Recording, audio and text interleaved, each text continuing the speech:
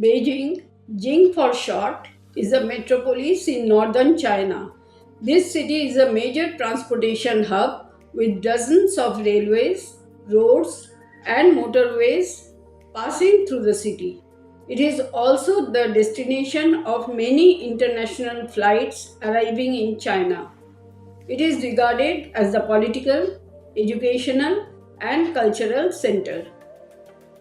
With a history of more than 3000 years, it has been an integral part of China's history. This is scarcely a major building that doesn't have at least some national historical significance. Being the capital of China for about 850 years, it offers most wonderful array of attractions. No other city in China attracts more travelers. In this video, we will experience some of the most visited places in Beijing and the city's mind-blowing colorful New Year festival, which is called Lantern Festival. Beijing's The Forbidden City is the world's largest imperial palace, over 3 times larger than the Louvre Palace in France. It has some of the largest and best preserved ancient wooden structures in the world. The Forbidden City took 14 years to build from 1406 to 1420 and was built by over 19 lakh workers, including more than 1 lakh craftsmen. This city technically contains 9,371 individual rooms. However, according to Chinese legend, it is said to have 9,999 and a half rooms. It was the imperial palace of China for 492 years, that is 1420 to 1912, and was the home of 24 emperors, 14 of the Ming dynasty and 10 of the Qing dynasty. The Palace Museum in the Forbidden City is one of the world's largest cultural museums, hosting 14 million visitors per year. Interesting thing, the Palace Museum also deliberately exhibits some fakes. These forgeries are very similar to the originals and are no less valuable. Surprisingly, there are no trees in the outer court because emperors thought they would overshadow or disrupt the majesty of the atmosphere. The complex spans over 72 hectares and contains nearly 1000 buildings. It was built using traditional Feng Shui principles, heavily featuring red walls, yellow glazed roof tiles, and exact north-south axial alignment. It is broadly divided into the outer court, where state ceremonies and political affairs were handled, and the inner court was the residential area for the emperor, his family, and servants. Since 1925, it has been transformed into the Palace Museum, housing vast collections of imperial treasures and art. It was designated a UNESCO World Heritage Site in 1987. Today, it is a major public tourist destination. No birds can land on the palace roofs, which have a special design so as to retain the cleanliness and magnificence of the Forbidden City. The palaces where disgraced wives who made mistakes and lost the favor of the emperor lived were called the old palaces. In ancient times, the emperor was said to be a son of heaven, and therefore heaven's supreme power was bestowed upon him. The emperor's residence was built leading north as an earthly foil to the heavenly purple palace, that is the North Star, though to be home to the celestial emperor.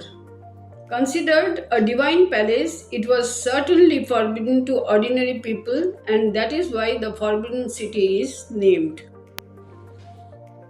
Built in 1420 during the Ming dynasty, The Temple of Heaven in southeastern Beijing is a massive 273-hectare ceremonial complex located in the Dongcheng district. It is a spectacular 15th century imperial complex, originally used by Ming and Qing dynasty emperors to pray for good harvests. It is renowned for its iconic architecture, symbolic layout, and vibrant morning cultural life. You can explore a magnificent triple-eaved circular building, most famously seen in ancient Chinese buildings, featuring a roof with three distinct overlapping tiers of eaves, constructed entirely without nails. Its iconic blue tiled roofs perfectly represent the heavens. It is a hall of prayer for good harvests. Circular Mound Altar is an open-air three-tiered marble altar used by emperors to conduct winter solstice sacrifices. Its design heavily features the number 9 symbolizing celestial supremacy. Imperial Vault of Heaven is a smaller circular hall surrounded by the legendary Echo Wall, an acoustic marble where a whisper can travel clearly across the smooth curve. Friends, now comes the Great Wall of China. It is a massive series of fortifications spanning over 21,196 kilometers across northern China. Built over two millennia, starting in the 7th century BCE, it was primarily designed to protect Chinese empires from nomadic invaders and control trade along the UNESCO the Great Wall route. The wall was not built all at once, but is rather a collection of walls constructed by different dynasties. Emperor Qin Shi Huang connected the various independent state walls to form a cohesive diffuse. Much of this early wall was built with rammed earth and mud. Most of the iconic, well-preserved sections visible today were built during Ming Dynasty in 1368 to 1644 CE. The Ming period constructions relied heavily on masonry, brick, and stone. In some Ming sections, builders used a highly durable mixture of sticky dyes, soot, and slate lime to bind the bricks together. Beyond acting as a physical barrier, the Great Wall served several crucial functions for the Chinese Empire. Watchtowers were utilized as early warning systems, transmitting smoke signals by day and fire by night to warn of approaching enemy forces. The wall helped secure the Silk Road, providing a safe passage for merchants and caravans. It allowed authorities to collect customs duties and monitor the flow of immigrants and emigrants. Now, some fascinating facts about the Great Wall is building the wall required the labor of hundreds of thousands of soldiers, peasants, and prisoners. The harsh conditions led to hundreds of thousands of deaths, leading some to call it the longest cemetery on earth. Despite a persistent myth, the Great Wall is not visible to the naked eye from the moon or from space in general. Now friends, if you are planning to trip to see the monument, the most accessible and restored sections are located just outside of Beijing.